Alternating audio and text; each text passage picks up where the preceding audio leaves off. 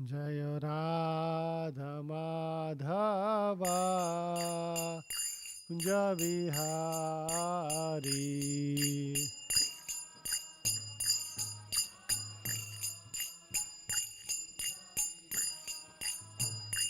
Jaya Radha Madhava Kunja Vihari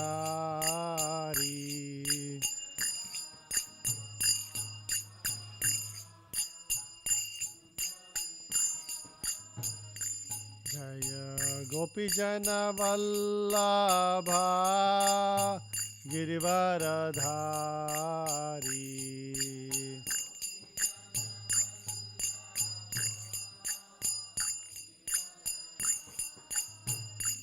Jaya Gopijana Vallabha Girivaradhari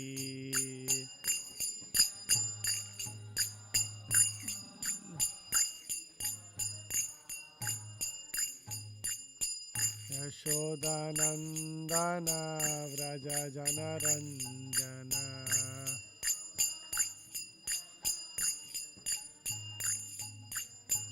Yashodanandana Vraja Janaranjana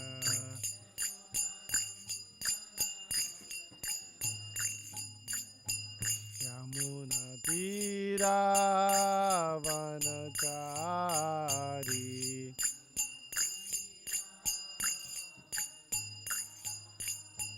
Yamuna Tira Vanachari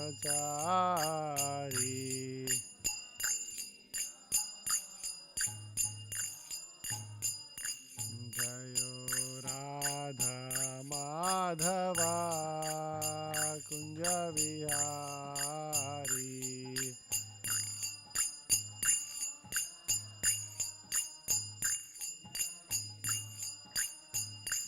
Hare Krishna Krishna Krishna Hare Hare Hare Rama Rama Rama Hare Hare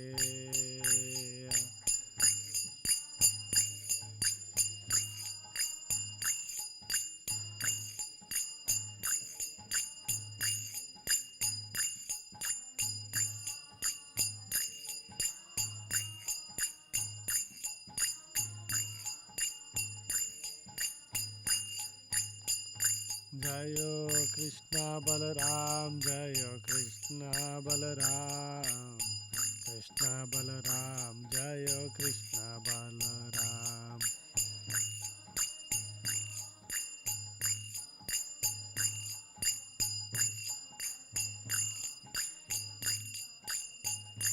Jayo Nittai Gauranga Jayo Nittai Gauranga Nittai Gauranga Jayo Nittai Gauranga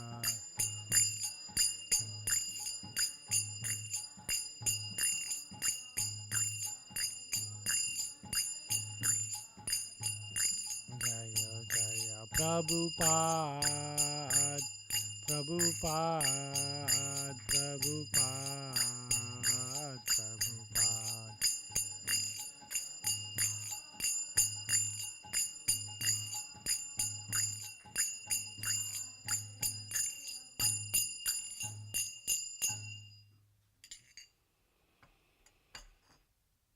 Reading from Srimad Bhagavatam,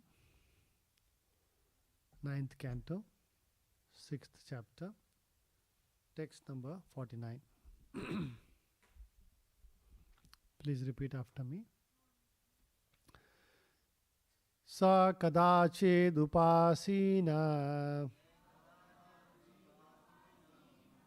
Sa kadachid upasina Atma pahnavam atmanaha Atma pahnavam atmanaha Dadarsha bhafruchachyo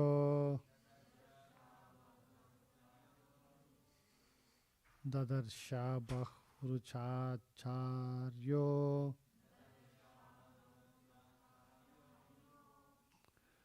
Meena Sangha Samuttitham Meena Sangha Samuttitham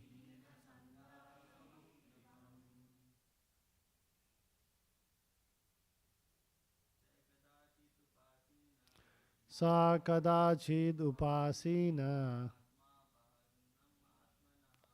Atma pahnavamatmanaha Dadarsha Bhavarchacharyo Meena Sangha Samuttitam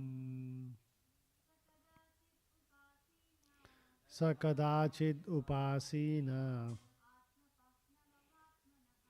Atma pahnavamatmanaha Tadarsha Bhakruchacharyo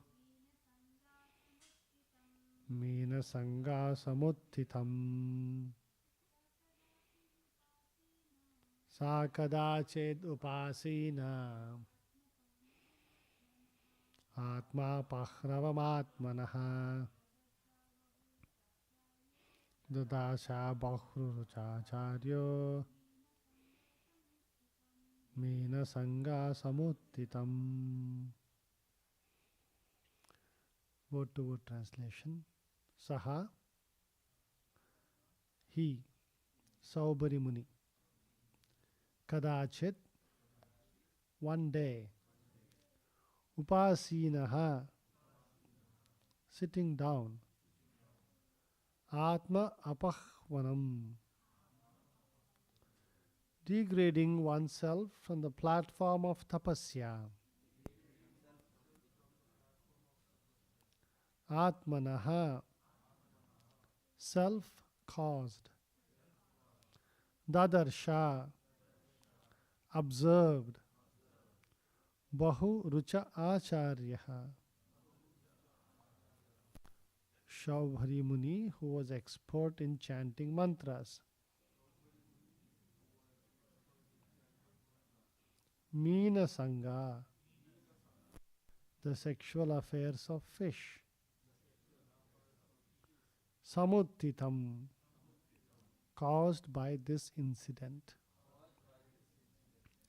Translation and purport by His Divine Grace A.C. Bhakti Vedanta Swami Srila Prabhupada. Translation. Thereafter, one day,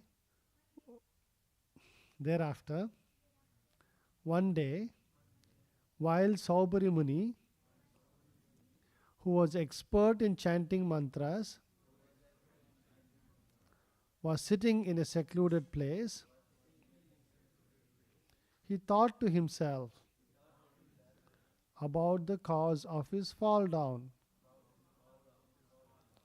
which was simply that he had associated himself with the sexual affairs of the fish. Purport. Vishwanath Chakravarti Thakura remarks that Saubhari Muni had fallen from his austerity because of a Vaishnava Apradha.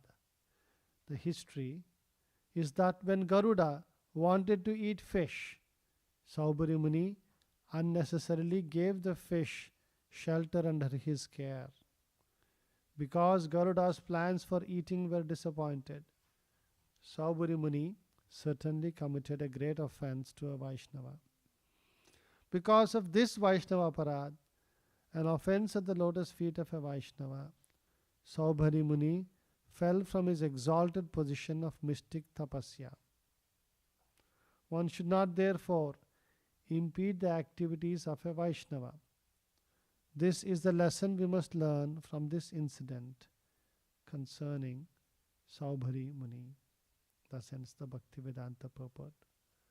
Om Ajnana Timirandasya Gnananjana Shalakaya Chakshurun Militam Enam Tasmai Shri Guruve Namaha Nama Om Vishnupadaya Krishna Prestaya Bhutale Srimate Bhaktivedanta Swamin Itinamine Namaste Saraswate Deve Gauravani Pracharine Nirvishesha Shunyavadi Paschata Deshatarine Jai Shri Krishna Chaitanya Prabhu Nityananda Shri Advaita Gadadara Shivasadi Gauravaktarunda Hare Krishna Krishna Krishna Hare Hare Hare Rama Rama Rama Hare Hare. Thereafter one day, while Saubhari Muni, who was expert in chanting mantras, was sitting in a secluded place, he thought to himself about the cause of his fall down, which was simply that he had associated himself with the sexual affairs of the fish. So in this 9th canto, 6th chapter, we are reading about the history of Saubhari Muni, which is very important lesson on two different fronts. And we'll spend a little time talking about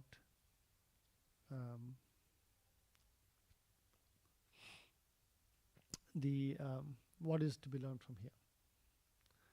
So the whole story goes like this. Saubhari Muni was a very great saintly person who wanted to practice tapasya. Right? In the Bhagavad Gita, Krishna explains the Ashtanga Yoga. Right? Now what does he say? Where are you supposed to go for tapasya? Go to a secluded place. So people, that's why they go to the Himalayas. Right? Now Saubhari Muni said, see, there are some historical incidences of thought to himself. People getting distracted even in a secluded place also. Right? Who is the example? Vishwamitra, right? He was sitting very deeply in a secluded place and meditating. He was doing such tapasya that Indra got little scared. If he becomes the most pious soul, with the most punya, then he will take over my position. And so Indra has his weapons of choice. Right? What did he do? Right? He sent Menaka, and Vishwamitra was deep in meditation. All Menaka did was a little bit jingling of her ankle bells. And he heard that sound, and then he got agitated, and then this whole story continues. So Saubhari Muni said, oh, I don't want to get into this trouble. I'm going to go inside the water and meditate over there. Right? Can you imagine inside the water? So no sound also will come from outside. So he had mastered the art of pranayama. The Shastras it is explained, how one can actually live just by air, and they can also master the art of just holding their breath in the water for a long time. So Saubhari Muni was doing such rigorous tapasya like that in the water, but there he happened to see the sexual affairs of two fish, and he got agitated by that. Imagine such a big tapasvi. And then it is said that she had this intense desire to marry, and then he thought King Mandhata was ruling nearby, and he was known to have 50 beautiful daughters.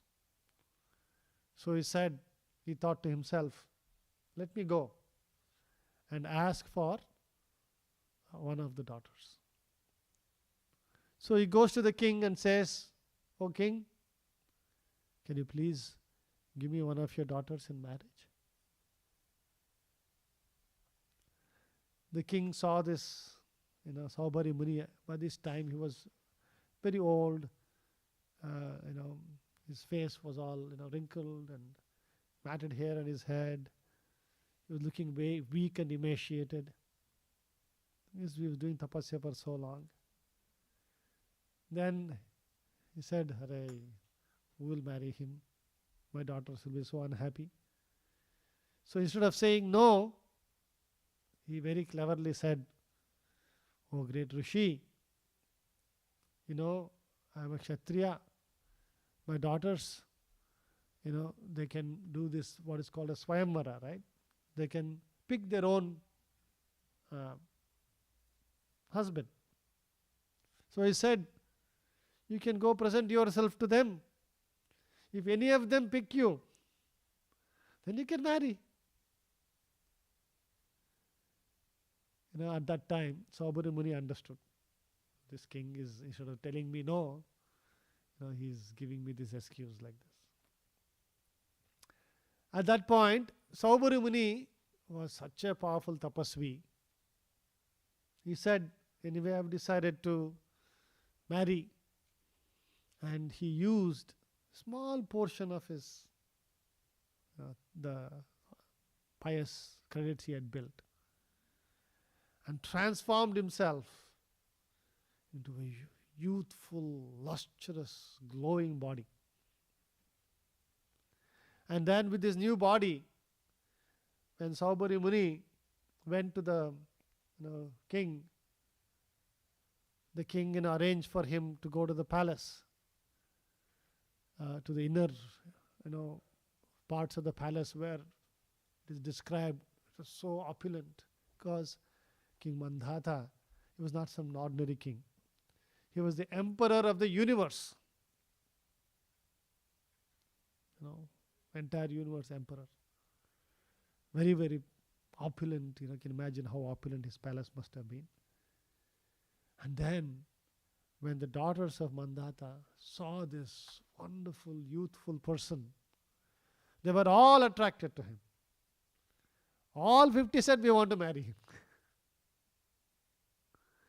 And then Saubhari Muni said, "Okay, fine. I will marry all 50 of them." And very interesting verse. I'll read the exact translation from the Bhagavatam.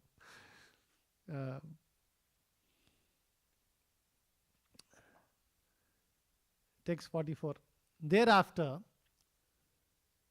the princesses, being attracted by Saubhari Muni, gave up their sisterly relationship and quarreled among themselves, each of them contending, "This man is just suitable for me and not for you." In this way, there ensued a great disagreement. Very interesting. But you see what Saubhari Muni does next. Because Saubhari Muni was expert in chanting mantras perfectly, his severe austerities resulted in an opulent home with garments, ornaments, properly dressed and decorated maidservants and manservants, varieties of parks with clear water lakes and gardens. In the gardens, fragrant with varieties of flowers, birds chirped and bees hummed, surrounded by professional singers. Saubhari Muni's home was amply provided with valuable beds, seats, ornaments, and arrangements for bathing, and there were varieties of sandalwood creams, flower garlands, and palatable dishes. Thus, surrounded by opulent paraphernalia, the Muni engaged in family affairs with his numerous wives.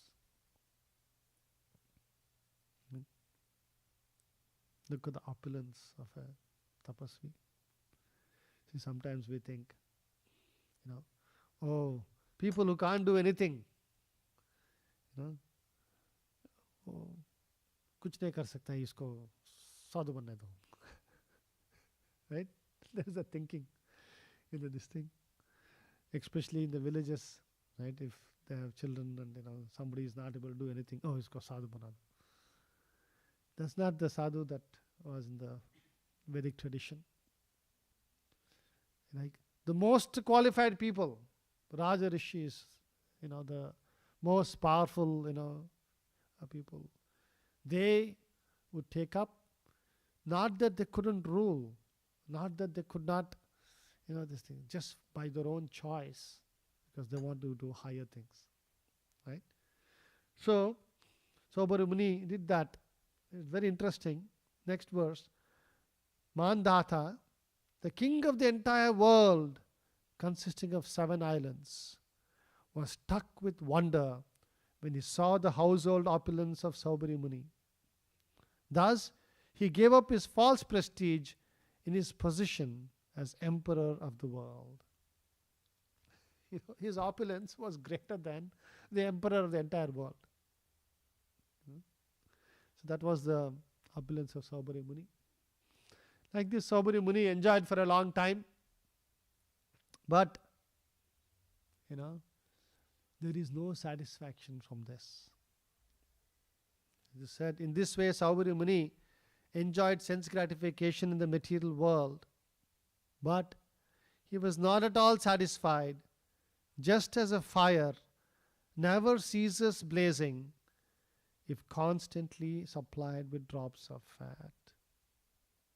And then the next verse, the verse we are talking about today, he was sitting and contemplating and thinking, what is it that caused my downfall? Just by looking at the fish, I got distracted like this. Then he's thinking, let my life be a lesson to others, that you have to be so careful.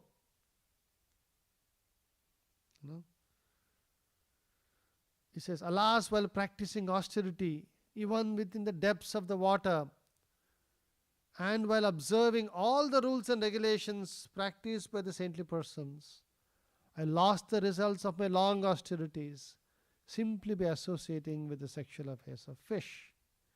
Everyone should observe this fall down and learn from it.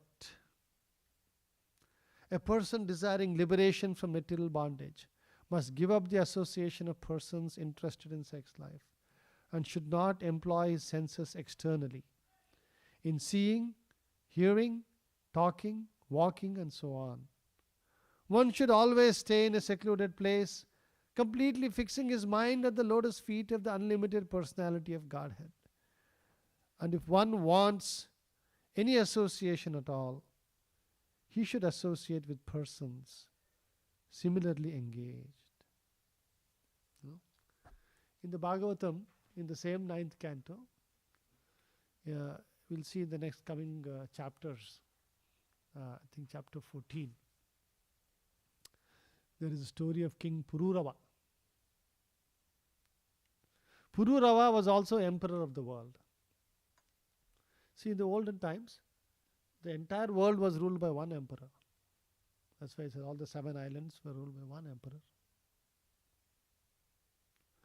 So, Pururava was the king of the entire world. And it so happened that Pururava was such a wonderful king. He was very, very youthful and bright and shining, that Urvashi was attracted to him. And when she came and proposed to him, Pururava agreed, okay. And then he started, both of them spend the time together. And it is said that Pururava became very attached to her. Now, Urvashi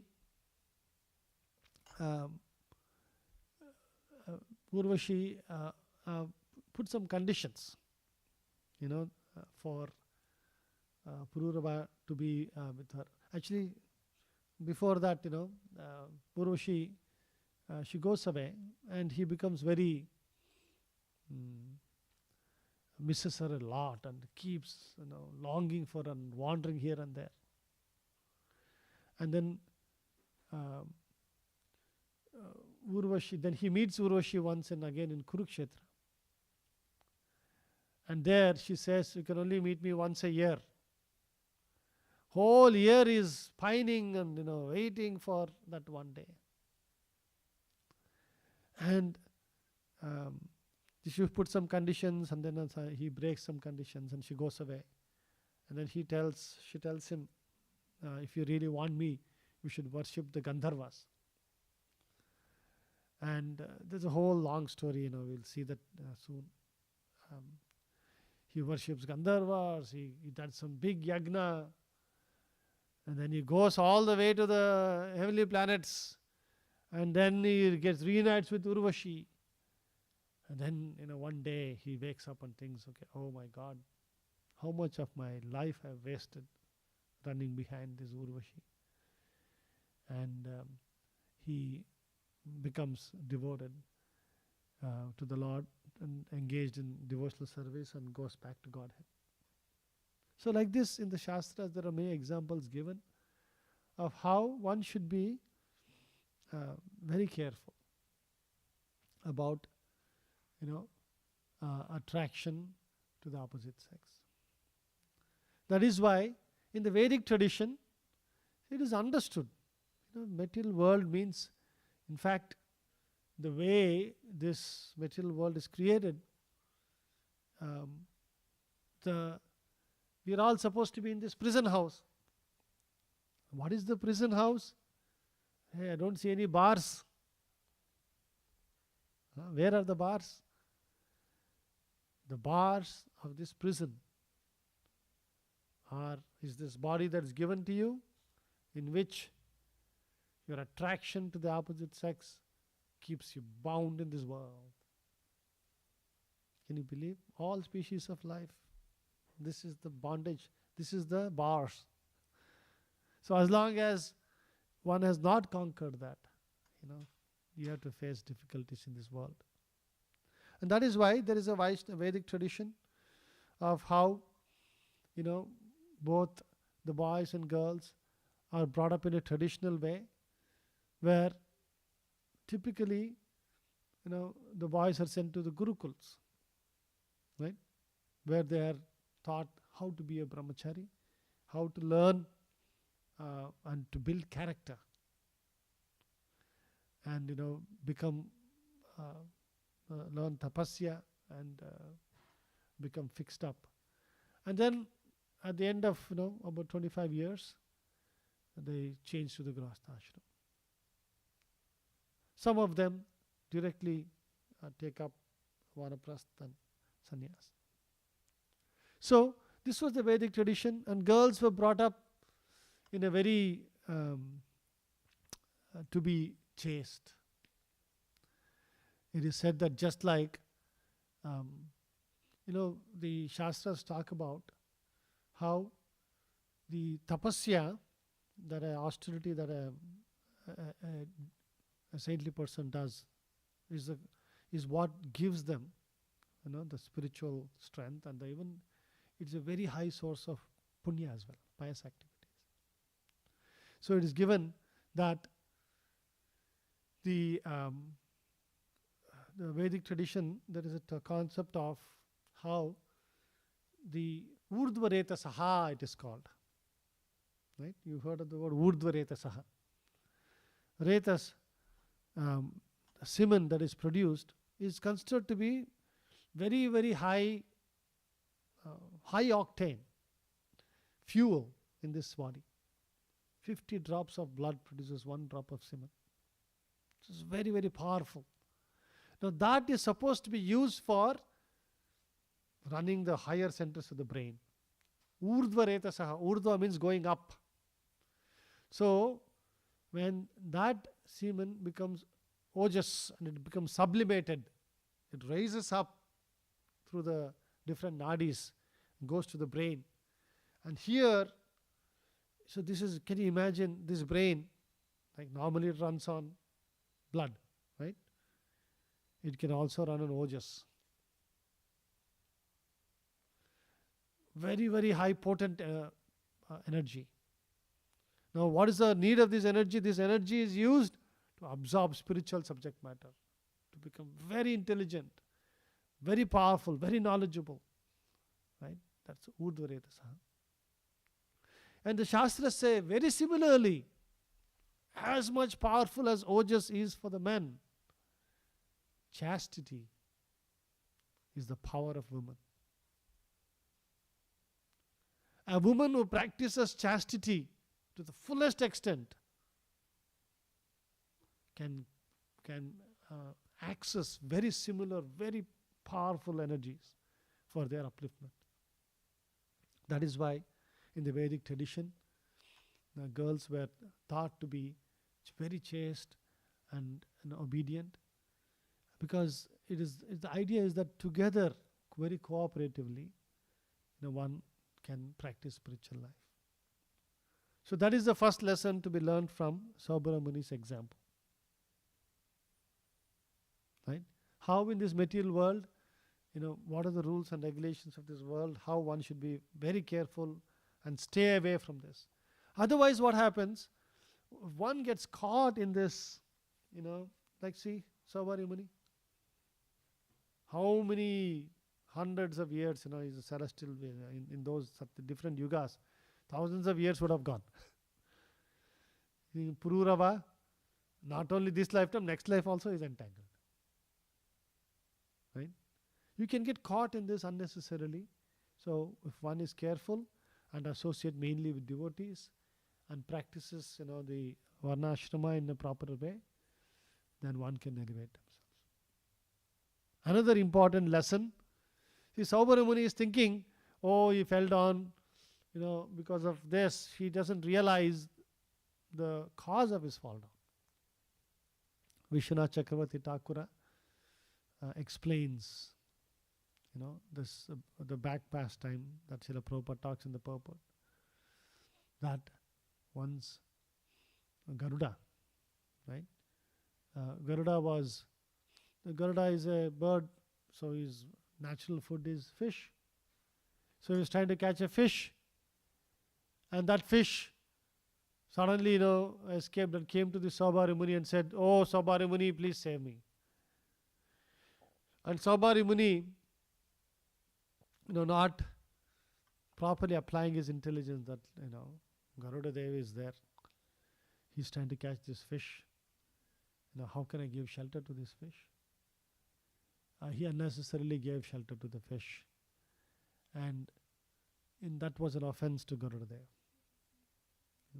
See, if you apply normal intelligence, we'll say, "Hey, what is Saubhara Muni doing? After all, he's protecting a fish. And Garuda is trying to catch a fish. I'm giving shelter to the fish. I'm protecting a living entity, a helpless living entity. What is this?" But one should see, whom are you protecting against? Right? So that was the offense that Saubhara Muni did. And because of that Vaishnava Apradha, he had to go through all these trials and tribulations. So that is why, association of devotees is very powerful. Because, in the association of devotees, we can become more spiritual and, learn from each other and become nice devotees. At the same time, one has to be very, very careful in the association of devotees. Our vasanas, especially when we are not in proper consciousness, if you're not careful,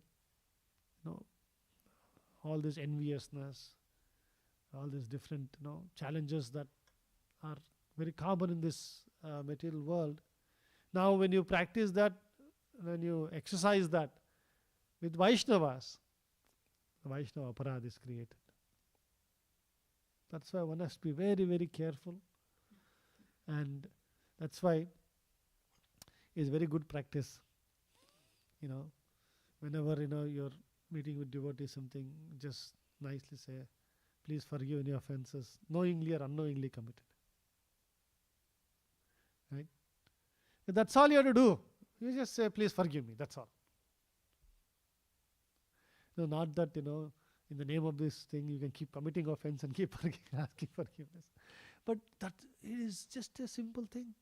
I am sorry. Sometimes what happens, we get so caught up in our false ego. No, this person did this to me. He said like this, she said like this, he did this, he did that. I know this was going on. And for simple, silly things like this, we commit offenses. And like this, whatever reaction is going to be. Because Vaishnava Aparadha, in the Shastras, what is it compared to? Mad elephant. Right? Some of you are from Kerala, where in all these temples, very common to see people, a lot of places there are elephants. Right? And nowadays, because of this, everybody has got phones with them. You would have seen some videos on YouTube, I'm sure, of elephants going mad. And they just run around and everybody screaming and jumping and trying to climb all these things. You cannot control a mad elephant. Right? So like a mad elephant can destroy the whole garden in seconds. It's such a big elephant. Like that, our Bhakti Lata Bija, which is the creeper of our devotional life, devotional service, can be destroyed by this one inadvertent Vaishnava Aparadha. That's why one has to be very, very careful. Let's say, you should be like a lamb in the house, like a lion outside. In the Association of Vaishnavas, be like a lamb. No, we want to be like a lion among Vaishnavas, and you want to be like a lamb outside. That's when all problems happen.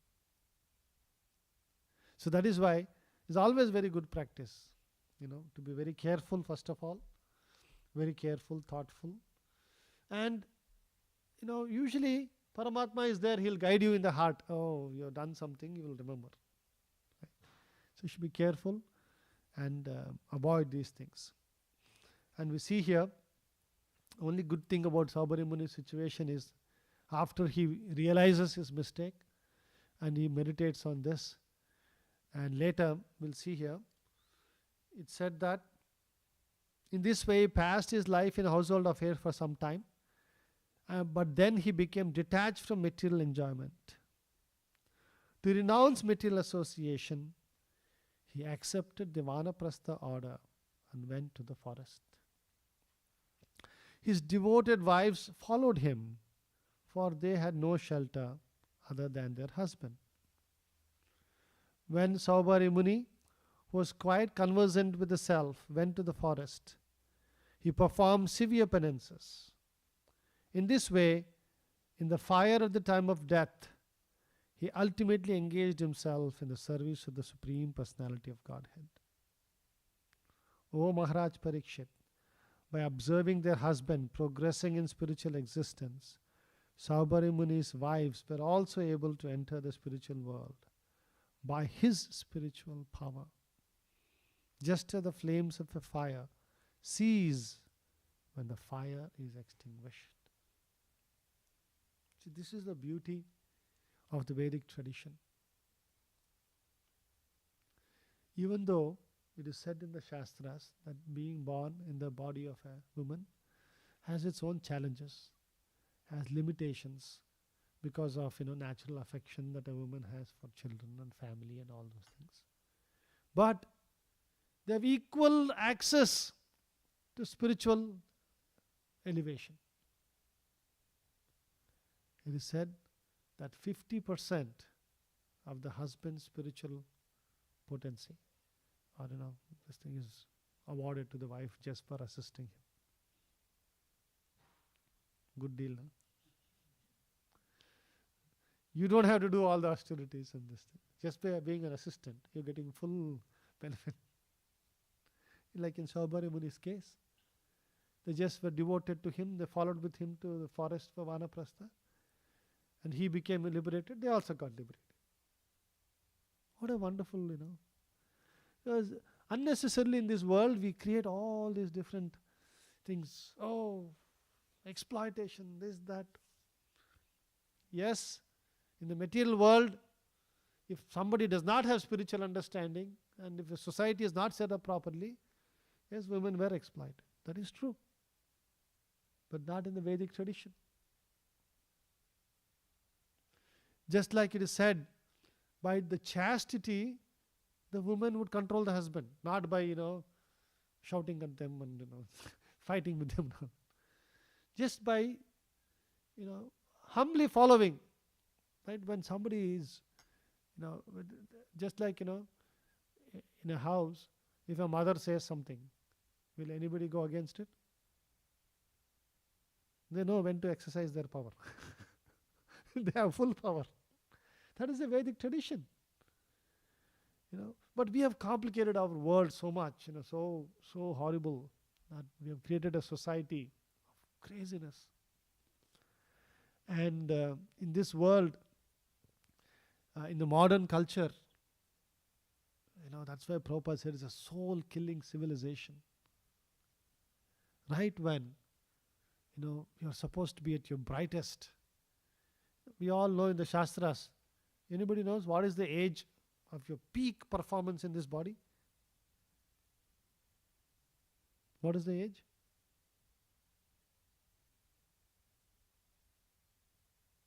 You must have read many places Prabhupada says. Yes. 30, 16. If anybody is older than 16, okay, your peak performance is over.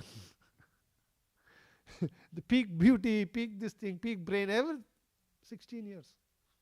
The body is at its most, powerful, most this thing.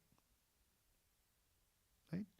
At that age, when you are supposed to, for boys, you are supposed to engage in deep thinking, and there's built in a mind-body system, a gross and subtle body that will last you for an entire life. What do people do in this modern age? We have created such a society that, this outward display of, bodily attraction so shamelessly exhibited. And binge drinking. There was a very systematic study of all the drugs and the most harmful effects of the drugs in UK. It's a very, very famous study. You can go look it up anytime you can find it. They quantified the impact of the drug, how addictive it is, what impact it has on messing up your life, your health, your people around you, right? The societal impact, and all these things. Okay? And can somebody guess what is the most worst drug in this world? Anybody knows? Want to make a guess? Huh? You don't know the drugs? People, heroin, cocaine, marijuana, right? Fentanyl. Number one was alcohol. Because of how, can you imagine? There's studies that is done, it is said you can promote even cocaine. It is less harmful than this thing. Because alcohol is so widely available and it is such a debilitating impact. People think, I can take one drink, I'll control this thing. That's in this country, practically everybody drinks, isn't it? Very few people don't drink. And they made it so this thing. How much money is spent in this world on alcohol? Just guess. Anybody wants to take a guess how much money is spent in a year? Some guess you make. How many billion? $1.5 trillion.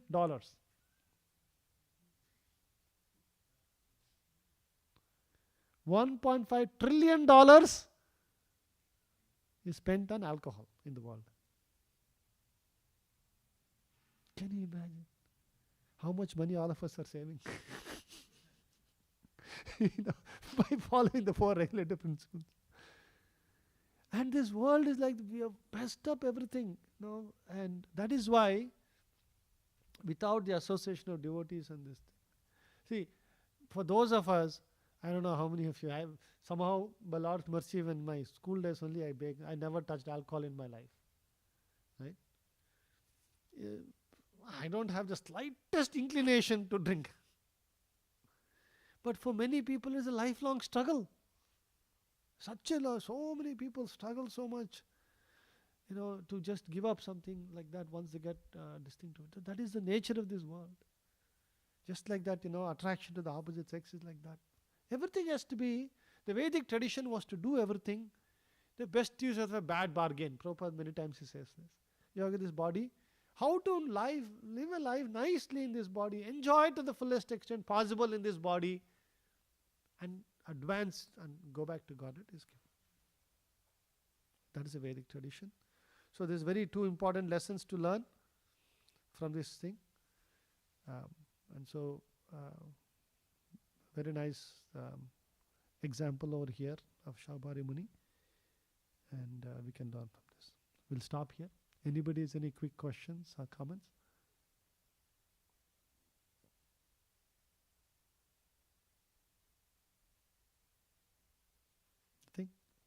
ग्रंथराज Shrimad Bhagavatam की जय, श्रील प्रभुपाद की बोल, प्रेमानंदे।